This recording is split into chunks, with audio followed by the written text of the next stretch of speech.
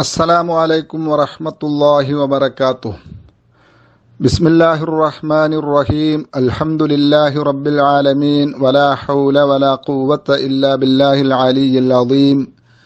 സുബ്ഹാനക ലാ ഇൽമ ലനാ ഇല്ലാ മാ അല്ലംതനാ ഇന്നക അൻതൽ അലീമുൽ ഹകീം.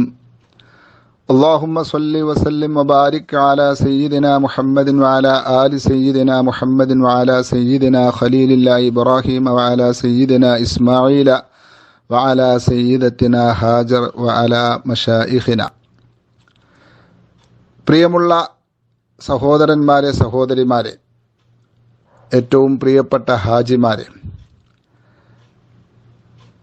നാം പരിശുദ്ധ ഹജ്ജ് കർമ്മത്തിനുള്ള ഇഹ്റാമിലായി.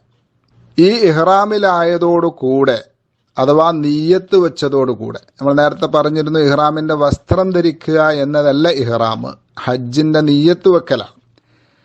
ഈ നീയത്ത് വെച്ച് ഹജ്ജിൽ പ്രവേശിച്ചതോടുകൂടെ പുരുഷന്മാർക്ക് തലമറക്കുക, സാധാരണ രീതിയിലുള്ള വസ്ത്രം ധരിക്കൽ ഇവയൊക്കെ നിഷിദ്ധമാണ്. സ്ത്രീകൾക്ക് മുഖം മറക്കലും കയ്യുറ ധരിക്കലും ഹറാമാണ്. അതുപോലെ പുരുഷനും സ്ത്രീക്കും മാസ്ക് പോലുള്ളവ ധരിക്കാനും പാടില്ല.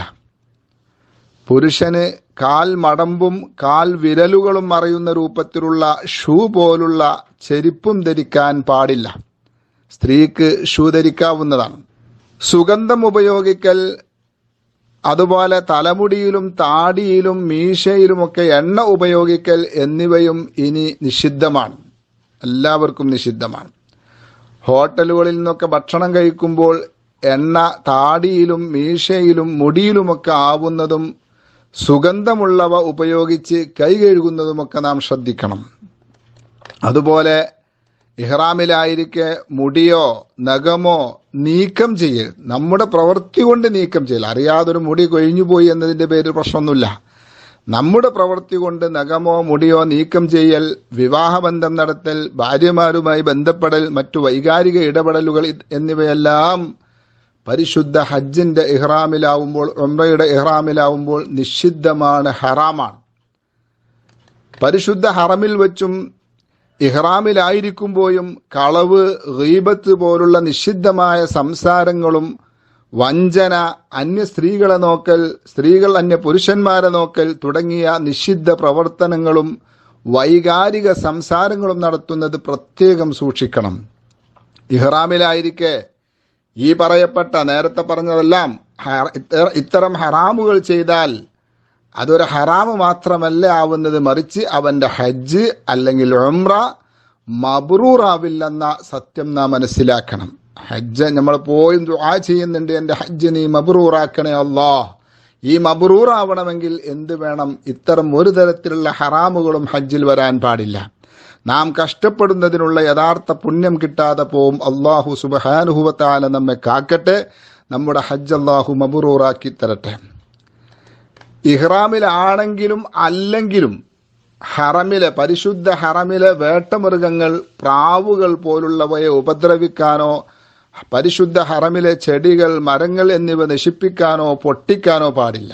ഫിദിയ നിർബന്ധമാകുന്ന നിഷിദ്ധങ്ങളാണവ.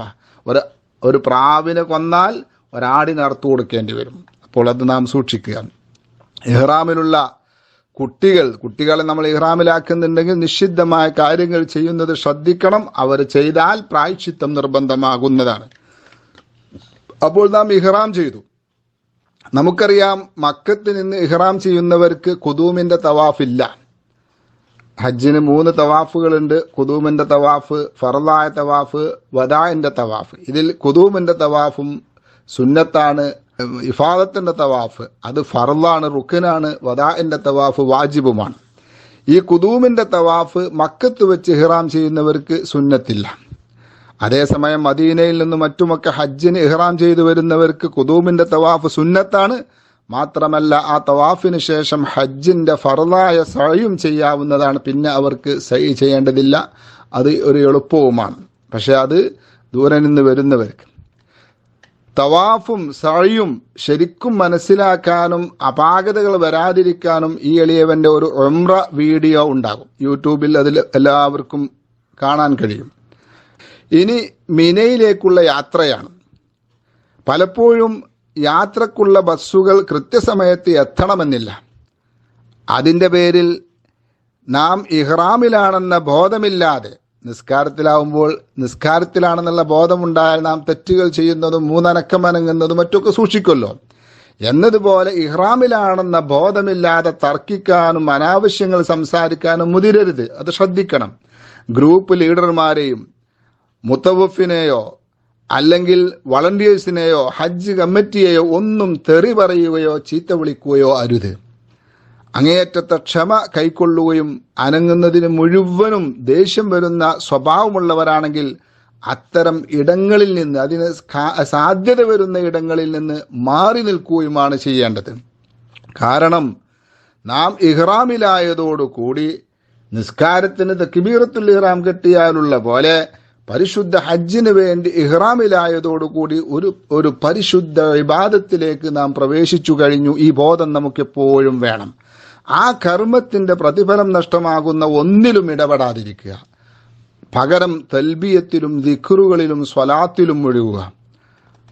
അങ്ങനെ വാഹനത്തിൽ കയറിയാൽ നിങ്ങളുടെ കയ്യിലുള്ള പുസ്തകങ്ങളിലുള്ള യാത്രയുടെ ദിക്റുകളെല്ലാം ചൊല്ലാം. ഫാത്തിഹ, ആയത്തുൽ കുർസി, ലിഇലാഫി പോലുള്ളവ ചൊല്ലുന്നത്. അതുപോലെ ഹസ്ബി അല്ലാഹു ലാ ഇലാഹ ഇല്ലാഹു അലൈഹി തവക്കൽതു വഹുവ റബ്ബുൽ അർശിൽ അദീം പോലുള്ള ദിക്റുകളൊക്കെ ചെല്ലുന്നത് നമ്മുടെ യാത്രയിലും ഹജ്ജ് കർമ്മങ്ങളിലുമൊക്കെ സുരക്ഷ കിട്ടാൻ വളരെ നല്ല സുരക്ഷാ കവചമാണ്.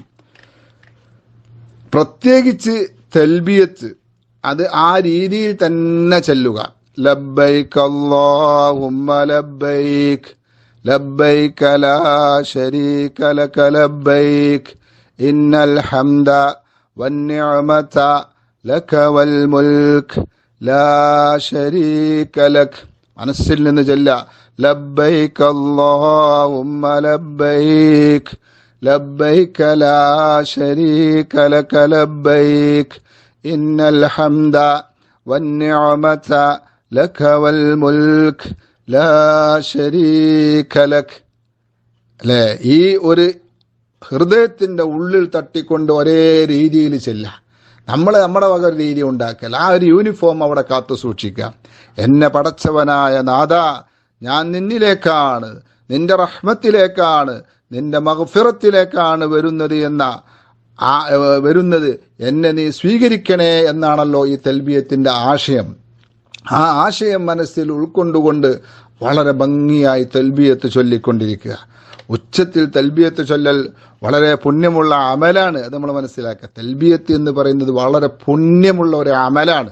ഇഹ്റാം ചെയ്തത് മുതൽക്ക് ഹജ്ജിന്റെ തഹല്ലുലുകളിൽപ്പെട്ട എറിയുക, മുടിമുറിക്കുക, തവാഫ് ചെയ്യുക എന്നീ 3 കാര്യങ്ങളിൽ നിന്ന് ഏതെങ്കിലും ഒന്ന് നിർവഹിക്കുന്നത് വരെ ഇത് തുടരണം. സാധാരണഗതിയിൽ ഹാജിമാര് ആദ്യം എറിയുകയാണ് ചെയ്യുക. അപ്പൊ ആ എറിയാൻ തുടങ്ങുന്നതോടുകൂടെ തൽബിയത്തിന്റെ സമയം കഴിഞ്ഞ് പിന്നെ തക്ബീറിന്റെ സമയമാണ്.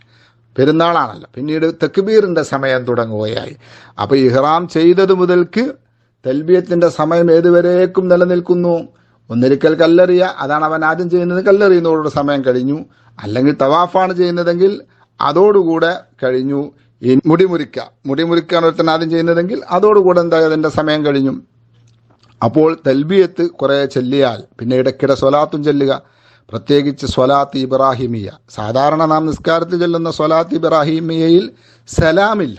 സലാത്ത് ചൊല്ലുന്ന സമയത്ത് സലാമും കൂട്ടി ചെല്ലണമെന്ന്. പക്ഷെ നിസ്കാരത്തിൽ നമ്മൾ പഠിച്ച സ്വലാത്ത് ഇബ്രാഹിമിയയിൽ സലാമില്ല. കാരണം നിസ്കാരത്തിൽ വേറെ സലാം നമ്മൾ സെപ്പറേറ്റ് ആയിട്ട് ചെല്ലുന്നുണ്ട്. അസ്സലാമു അലൈക അയ്യുഹൻ നബിയു വറഹ്മത്തുള്ളാഹി വബറകാതുഹു എന്ന് നാം സാധാരണ നിസ്കാരത്തിൽ സലാം ചെല്ലുന്നുണ്ട്. അപ്പോൾ പിന്നെ അവിടെ എന്ത് വേണ്ട?